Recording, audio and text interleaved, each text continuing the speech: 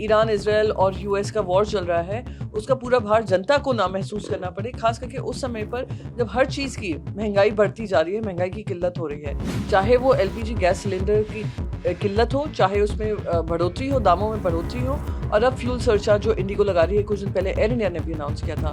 तो कहीं ना कहीं हमारे डीजीसीए को भी स्टेप इन करना पड़ेगा। अगर हमारे इनफ फ्यूल रिजर्व्स हैं, तो मैं मानती हूँ हमारी सरकार क्या कर रही है। जनता ने सरकार को जिम्मेदारी दी है कि वो किसी भी तरीके की आपदा आए, तकलीफ आए, वो उसका सही तरीके से उसके लिए प्रिपेयर्ड हो और उसके लिए सक्षम हो। मुझे इस बात से कोई हैरानी नहीं है, क्योंकि ये इस समय पे आ रहा है जब हमारी सरकार ने बिल्कुल हर तरीके से जो प्रिपेयर्डनेस होनी चाहिए, वो प्रिपेयर्डनेस और एनर्जी सिक्योरिटी की रिक्वायरमेंट्स होनी चाहिए, उसको सिक्योर करने की बजाय वो सिर्फ और सिर्फ अपने आप को विश्वगुरु बताते रहे, जिस वजह से जनता को भुगतना पड़ रहा है।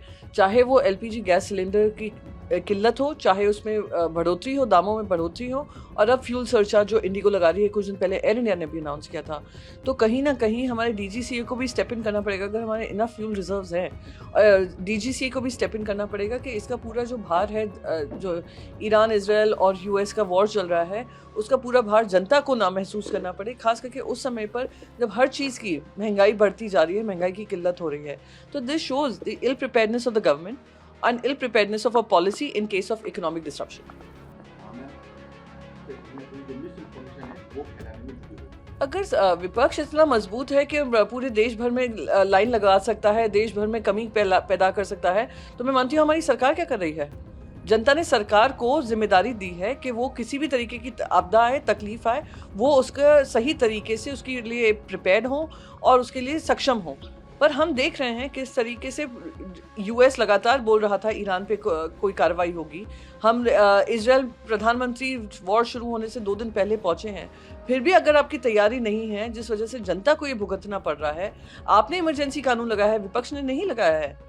विपक्ष नहीं गई थी इजराइल में बात करने, विपक्ष नहीं गई थी डोनाल्ड ट्रंप से बात करने, विपक्ष ने ये यूएस इंडिया ट्रेड डील नहीं साइन किया है, ये हमारी सरकार ने किया है। और जो लाइन लग रही हैं, जो फ्यूल सरचार्ज लग रहे हैं, वो विपक्ष की वजह से नहीं हो रहा है, ये आपकी पॉलिसीज की कमी की वजह से हो रहा है, और यही सच्चाई है।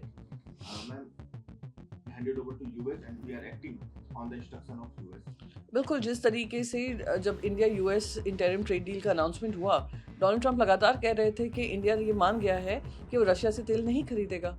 और जब भी ट्रेड मिनिस्टर से बात कर रहे थे, पीयूष गोयल कहते हैं ये एक्सटर्नल अफेयर्स का मामला है, एक्सटर्नल अफेयर्स मिनिस्टर कहते हैं ये ट्रेड मिनिस्टर का मामला है। और हुआ क्या, अब दोनों ही के दोनों ऑयल के बारे में भी बात कर रहे हैं, सबके बारे में बात कर रहे हैं। दूसरी बात, जब ये वॉर छिड़ा है, तब जाकर यूएस कहता है कि हमने इंडिया को अलाउ किया है रशियन ऑयल खरीदने के लिए। वो दिखाता है कि हमें उनसे परमिशन लेनी पड़ रही है। तो आपने तो पूरी एनर्जी सिक्योरिटी उनके हवाले कर दिया, स्पेशली एट अ टाइम जब हमारी energy security most of the countries हमारी इंपोर्ट होती है and we dependent on other Nations.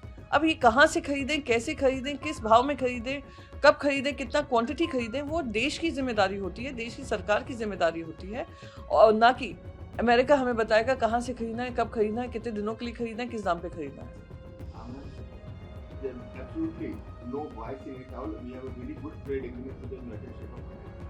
The trade deal is so good कि जो 3% पे होता था हमारा ट्रेड ड्यूटीज लगती थी, वो 55% पे गई थी। 55% से आप 18% पे लाए हैं। 18% भी वहाँ के कोर्ट ने स्ट्राइक डाउन किया है। तो अभी वो ट्रेड डील किस अमाउंट पे है, क्या है, किसी को नहीं पता है। तो जो झूठ फैलाने का काम करे, और मोस्ट इम्पॉर्टेंटली हमने उनको कमिटमेंट दिया है $500 बिलियन की खरीदी का अगले 5 साल में। अभी हमारा ट्रेड करीब $45 बिलियन का है, हमने $500 बिलियन कमिट किए हैं। ये हमारे ट्रेड मिनिस्टर जो कह रहे हैं बड़ी अच्छी डील है, तो बताएं क्या खरीदने की जिम्मेदारी दी है, जिसमें से डिफेंस नहीं है उसका हिस्सा $500 बिलियन में से। दूसरा सब मोस्ट इम्पॉर्टेंट, जो लगातार यूएस कह रहा है कि हमने रशिया से तेल खरीदना बंद कर दिया है, हमने वो हामी भरी है ये ट्रेड डील साइन करने के लिए। और अगर आप डेटा देखेंगे तो हमने ऑलमोस्ट हमारा जो परचेज है निल हो चुका था। अब क्योंकि यूएस ने हमें अलाउ किया है तो हमारा बढ़ रहा है। तो दिखा रहा है कि ये फेयर ट्रेड डील नहीं है, अनफेयर ट्रेड डील है, और ये आनन फानन में लाई गई है, और इस वजह से वहाँ की सुप्रीम कोर्ट ने भी उसको स्ट्राइक डाउन किया है। और अब हमारा आने वाले समय में क्या अग्रीमेंट हो गए, वो पीयूष गोयल हमें देश की जनता को साझा कर रहे हैं।